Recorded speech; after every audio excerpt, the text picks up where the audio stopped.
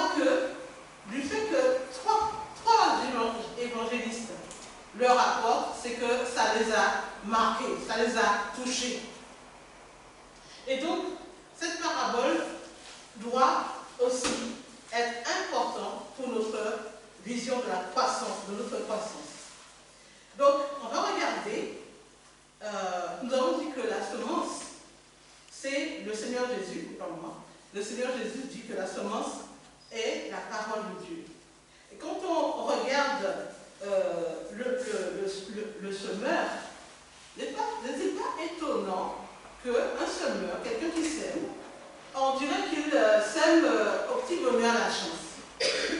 Il y en a une partie qui tombe au bord du chemin, une partie qui tombe dans les épis, une partie qui tombe dans des pierres. On dirait que celui qui sème, il s'en fout d'où la semence tombe. Alors que, logiquement, en général, quand on sème, quand on a des graines, on ne veut pas qu'ils se perdent. On veut qu'ils soient dans les bonnes conditions, là il faut.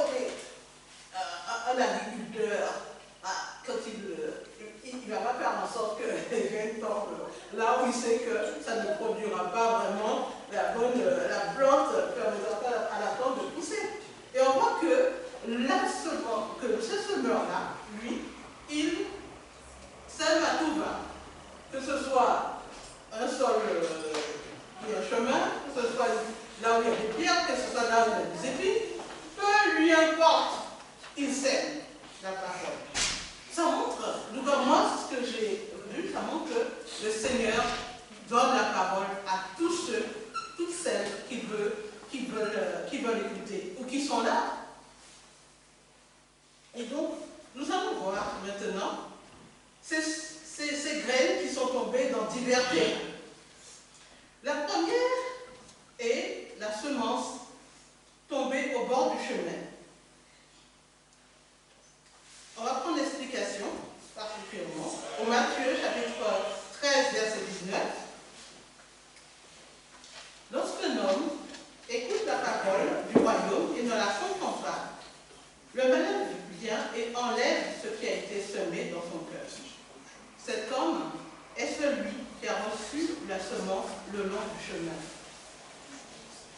Jésus nous dit que la semence tombée le long du chemin représente un homme qui écoute la parole de Dieu et ne la comprend pas.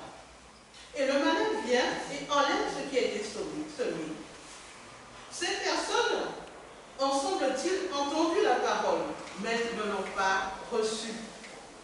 Pourquoi? Le cœur est sans doute fermé à l'action du Saint-Esprit. Car c'est par l'Esprit qu'on reçoit les choses de Dieu.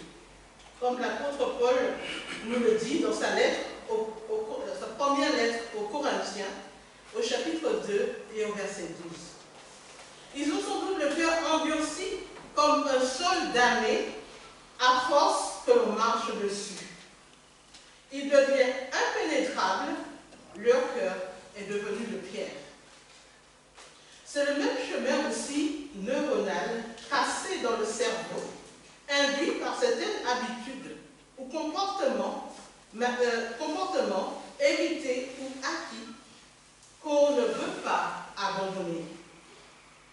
L'attitude de ces personnes est l'incrédulité, et même ce qu'ils ont pu entendre sont effacés de leur mémoire. Et je vous prendrai l'exemple des pharisiens du temps de Jésus. Ils disent croire en Dieu, que Dieu est leur Père, mais ils sont incapables d'accepter et de reconnaître Jésus comme le Christ. Y en a-t-il parmi nous qui prononcent le nom du Christ ou de Dieu, ne laissent pas le Saint-Esprit pénétrer leur cœur pour produire le fruit que Dieu attend? Ce qui fait que le diable efface même ce qu'ils ont entendu. C'est comme s'ils n'avaient rien entendu. J'espère de tout cœur qu'il n'en soit pas ainsi pour nous, parmi nous. Jésus a dit des pharisiens dans Jean chapitre 8, verset 44, qu'ils avaient pour père le diable. Comment cela peut-il se faire? Jésus répond en disant que c'est parce qu'ils ne croient pas en lui et en ses paroles, malgré les preuves évidentes qu'il accomplit sous leurs yeux. Au verset 47. Passons ensuite à la semence tombée dans un terrain pierreux. La semence a pris racine en surface.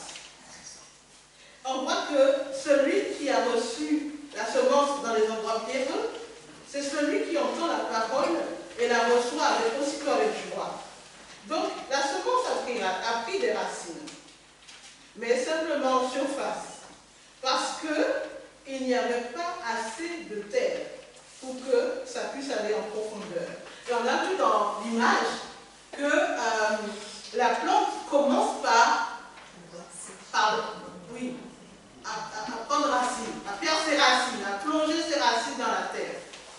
Et là, celui qui a reçu la semence tombée dans le terrain pierreux n'a pas trouvé assez de terre.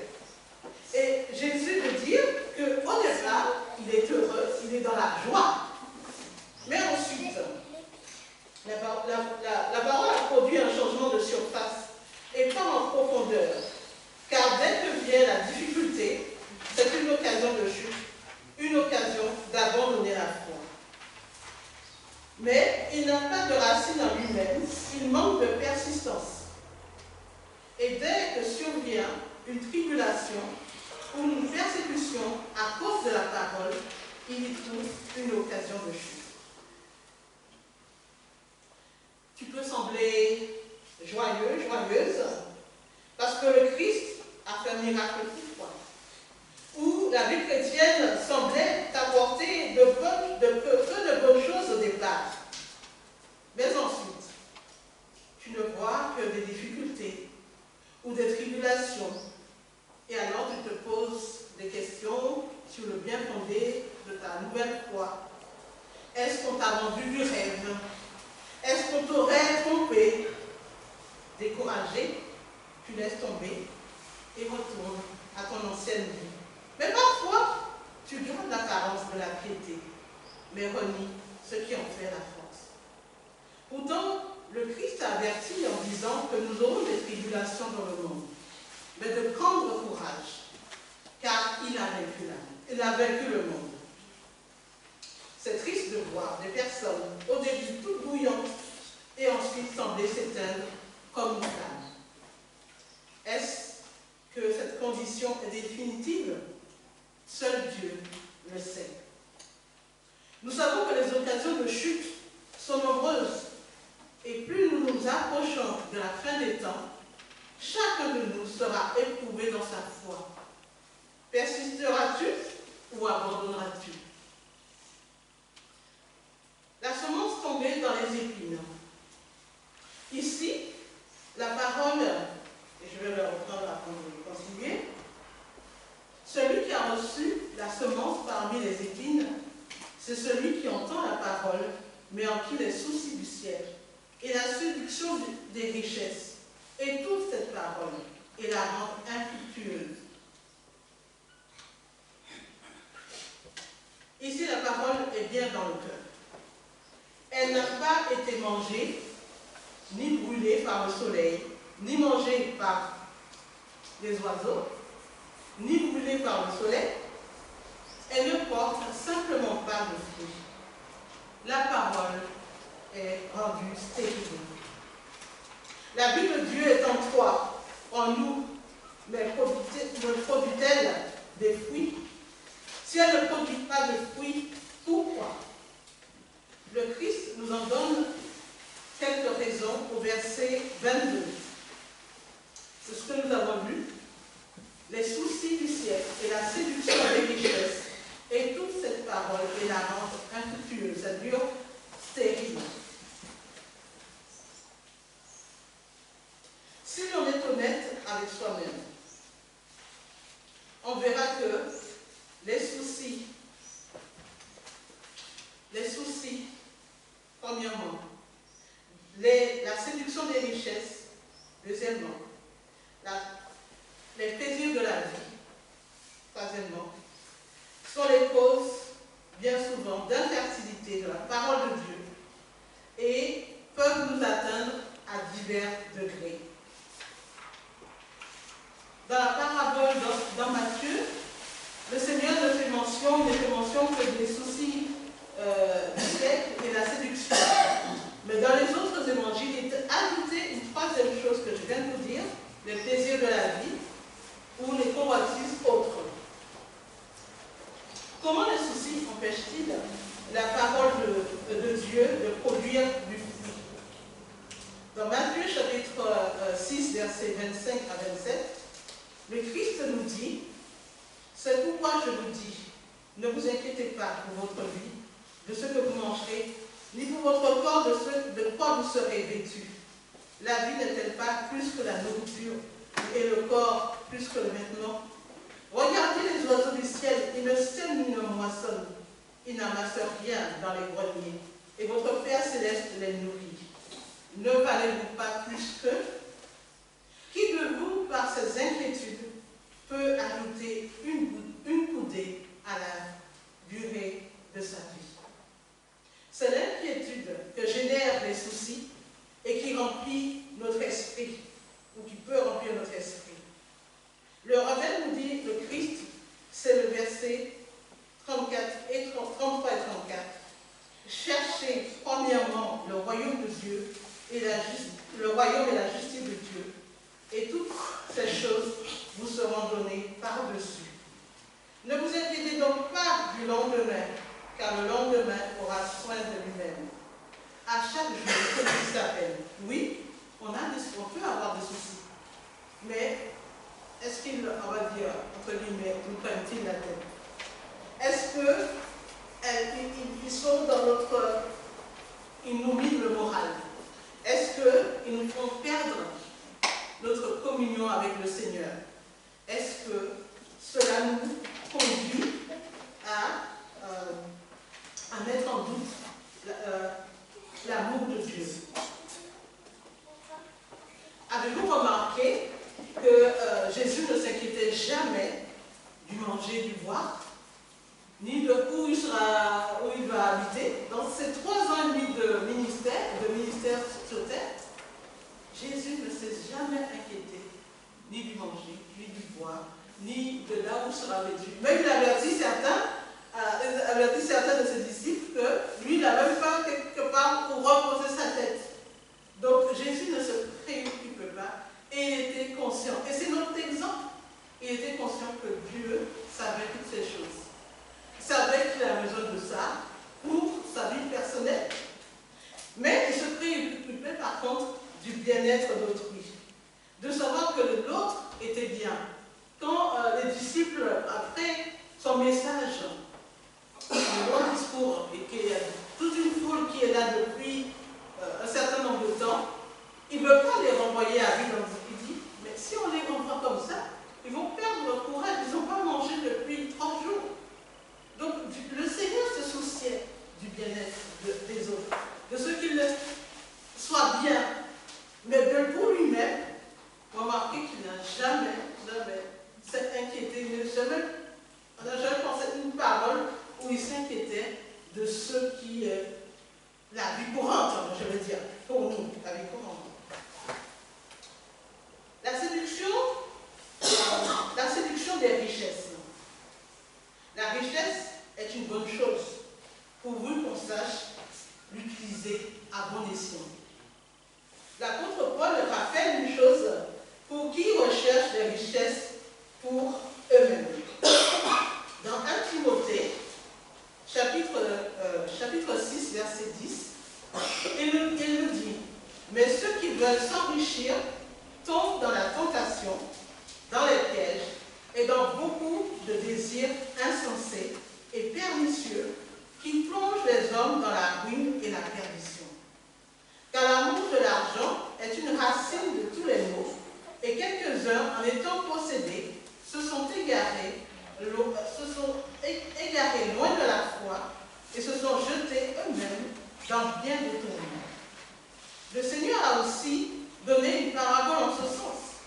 C'est la condition de celui qui n'est pas riche pour Dieu.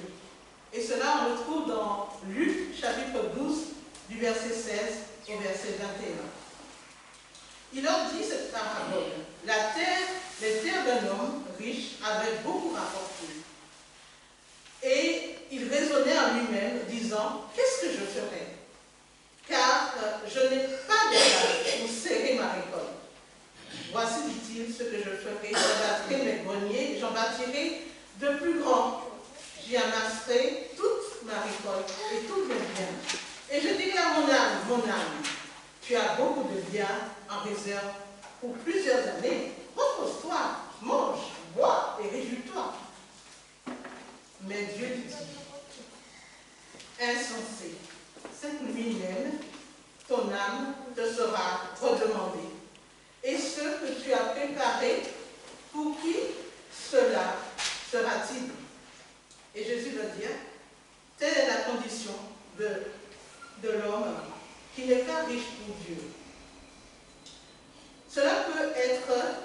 Cette condition peut être aussi de mener une vie égoïste, centrée sur soi, sur sa réussite, sur ses ambitions, en oubliant la priorité que de travailler à l'expansion du royaume de Dieu et de sa justice. Oubliez aussi de participer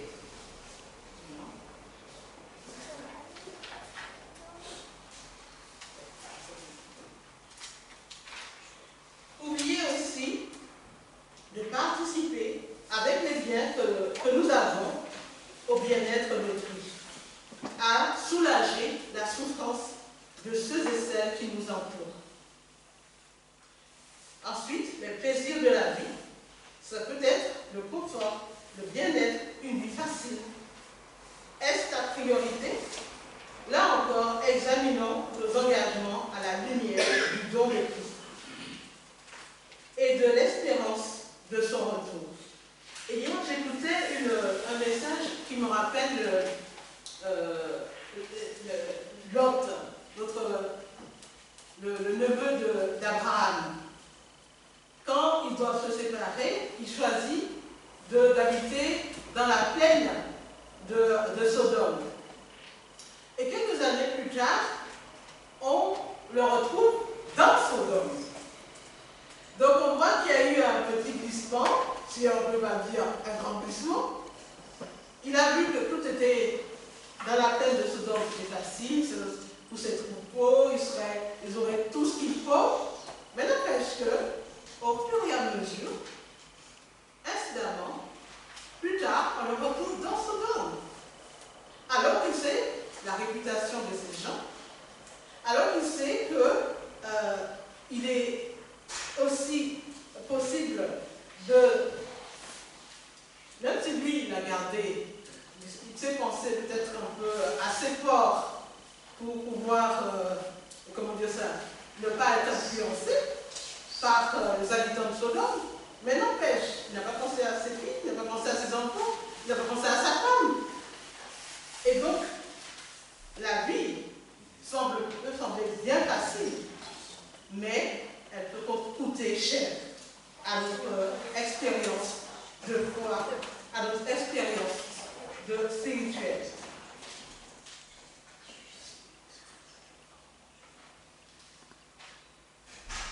Continuons avec la dernière partie, la semence qui est tombée dans la bonne terre cette fois-ci.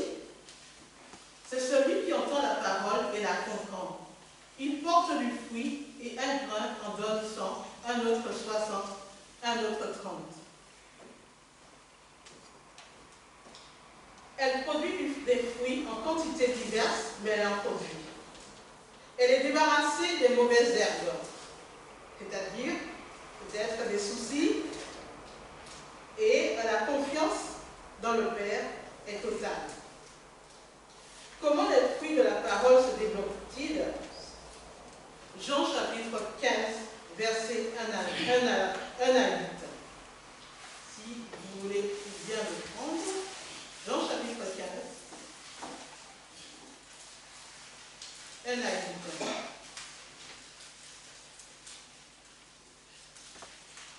Je suis le vrai cep, nous dit le Seigneur, et mon Père est le vigneron.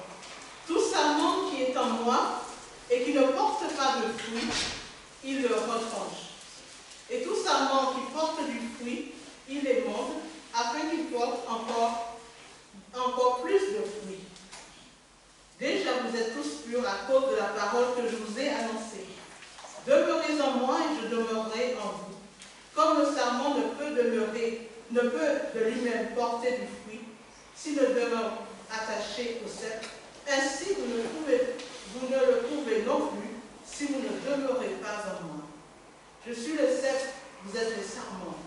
Celui qui demeure en moi et en qui je demeure porte beaucoup de fruits. Car sans moi, vous ne pouvez rien faire. Si quelqu'un ne demeure pas en moi, il est jeté dehors, comme le sarment, et il sèche. Puis on ramasse les sarments, on les jette au feu et ils brûlent. Si vous demeurez en moi et que mes paroles demeurent en vous, demandez ce que vous voudrez et cela vous sera accordé. Si vous portez beaucoup de fruits, c'est ainsi que mon Père sera glorifié et que vous serez mes disciples. Comme le Père m'a aimé, je vous ai aussi aimé. Demeurez dans mon amour. Si vous gardez mes commandements, vous demeurerez dans mon amour, de même que j'ai gardé les commandements de mon Père et que je demeure dans son amour. Je vous ai dit ces choses afin que ma joie soit en vous et que votre joie soit parfaite. En gardant et en serrant la parole de la question et comment les fruits de la parole se développent-ils, en gardant et en serrant la parole de Dieu dans son cœur. Et le Seigneur dit dans ce chapitre que c'est la communion avec lui, comme le sarment et le sceptre, qui produit les fruits. Et ces fruits sont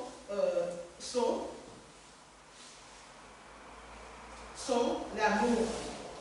Ce fruit, on va dire, sont l'amour. L'amour pour Dieu et l'amour pour les autres. Donc, pour produire du fruit, entretenir sa relation avec Jésus est primordial. Et ces fruits servent à glorifier Dieu et à manifester que nous sommes ses disciples. Le fruit porté est en relation avec la communion avec le Christ. Cette communion est visible par l'obéissance au commandement, signe de l'amour que l'on porte au Christ et en ses paroles. En retour, le Seigneur nous fait partager sa joie. L'apôtre Paul nous a donné une description de ce fruit dans Galates 5, versets 22 et 23. On connaît ce texte. Le fruit de l'esprit, c'est l'amour, la joie, la paix, la patience, la bonté, la fidélité, et ainsi de suite. Oui, la maîtrise de soi.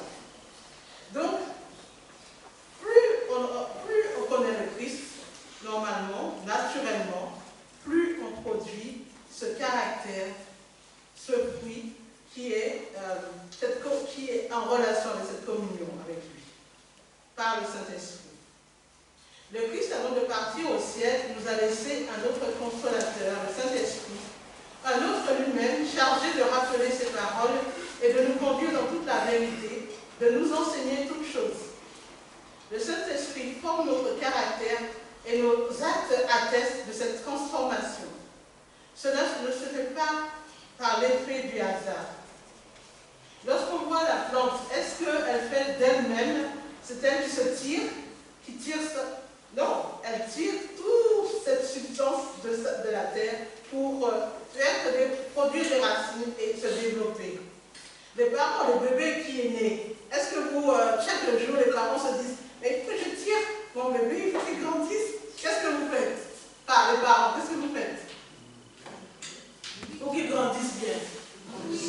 Vous le nourrissez, vous lui donnez à boire, à manger, de l'amour, vous lui donnez de l'amour, et ainsi de suite. Et naturellement, il se développe. Et quand il ne se développe pas, qu'est-ce que vous faites? Ou comment vous êtes? Hein? Ah, vous êtes inquiet. Vous êtes inquiet. Et je pense que le Seigneur Jésus aussi, le Père Céleste, quand on ne produit pas, quand on ne grandit pas comme il faut, il doit s'inquiéter, se dire qu'est-ce que je peux encore faire pour que les choses puissent se réaliser, pour que je vois que mes enfants, mon enfant grandissent soit à reproduire ce que je suis. Donc, de la même manière, de même le Christ nous assure de l'amour du Père. On a vu ça dans le livre de Jean. De même, le Christ nous assure de l'amour du Père pour chacun d'entre nous. Et c'est lui qui se charge de produire ce fruit que nous ne pouvons produire de nous-mêmes. Notre rôle est d'accepter et de continuer de nous attacher à notre Sauveur et de nous soumettre à ses directives et laisser le Saint-Esprit accomplir cette œuvre en nous. Je voudrais conclure avec un verset de 1 Thessaloniciens, au chapitre 5, du verset 23 et 24. Voilà ce que nous assure l'apôtre Paul. Que le Dieu de paix vous sanctifie lui-même tout entier et que tout votre être, l'esprit, l'âme et le corps soient conservés irrépréhensibles lors de l'avènement de notre Seigneur Jésus-Christ. Celui qui vous a appelé est fidèle et c'est lui qui le fera. Notre désir est de répondre au Seigneur. Change mon cœur. Qu'il soit de chair et non de pierre. Je sais qu'il y a un dernier chant après mais je voudrais qu'on chante. Et chacun, comme une prière. Change mon cœur, Seigneur, et purifie-moi. Je pense que la plupart d'entre nous connaissent ce chant. Je le trompe? Change mon cœur, Seigneur. Je voudrais qu'on chante ce chant en pensant à cela. Les soucis remplissent-ils votre cœur? Demandons, change mon cœur, Seigneur. La poursuite d'objectifs personnels ont pris la première place peut-être. Change mon cœur, Seigneur. Les plaisirs de la vie nous ont fait perdre de vue notre destinée éternelle. Change mon cœur, Seigneur. Si nous avons perdu notre premier amour, change mon cœur, Seigneur. Et si, comme ceux qui ont reçu la bonne semence dans la bonne terre, alors nous pouvons demander au Seigneur, pas change mon cœur, mais continue à œuvrer pour que je porte encore plus de fruits à ta gloire. Change mon cœur, Seigneur. Si vous voulez bien, tenez debout et on chante comme dans une prière.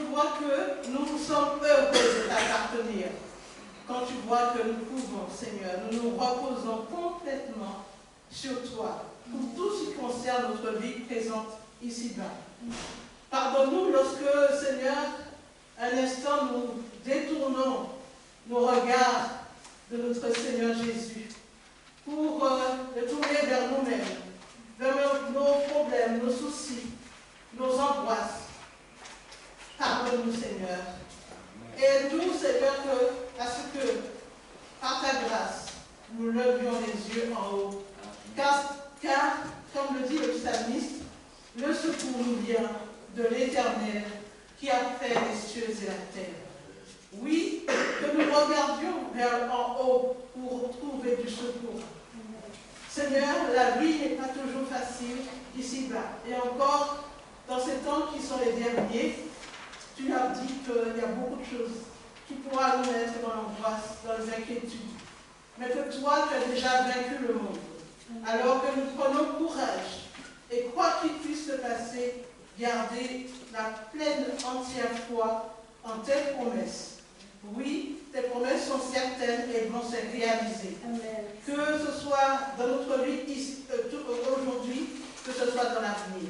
Car tu as des projets de bien pour nous. Et que ta gloire, ta grâce nous accompagne. Et que nous gardions toujours dans notre cœur tes promesses qui sont certaines. Nous en prions dans le beau nom de Jésus.